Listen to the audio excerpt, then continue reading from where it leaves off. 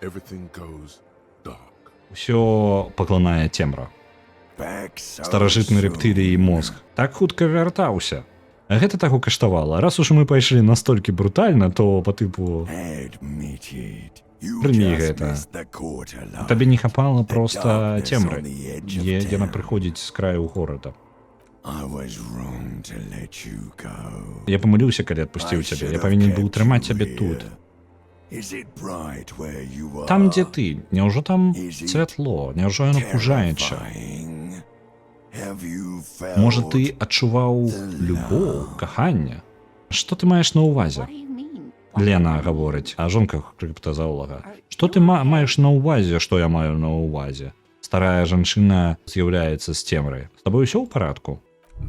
Наша эквілібрыстыка. Не, вы атрымалі траўму ніжняй частцы сваёй шыі. У дадатак вы пацягнулі сваю левую трапецыю. Боль спускаецца з вашай спіны, калі вы рухаецеся. Пытаем яе, а не, ці ты ў парадку? Крэсла ўзяла на сябе асноўны цяжар. Не трэба хвалявацца. Вы ўпэўнены, мадам? Так, праверце яго.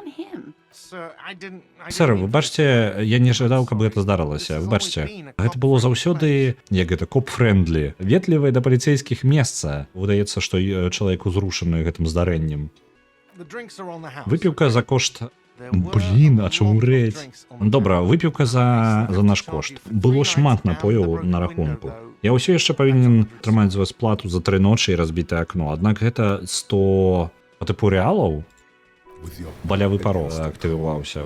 З вашай спінай, якая ляжыць на мазаічнай падлозе, вы адчуваеце, як боль сыходзіць. Вам проста патрэбна падняцца і трошкі страхнуць сябе пыл. Дзякуй за супрацоўніцтва. Не дзякуйце мне. Вы ўсё яшчэ павінны мне 100 рэалаў. Калі вы не атрымаеце іх да сённяшняга вечара, я проста не магу вас прыняць. Ён паказвае наверх, у бок вашага пакою.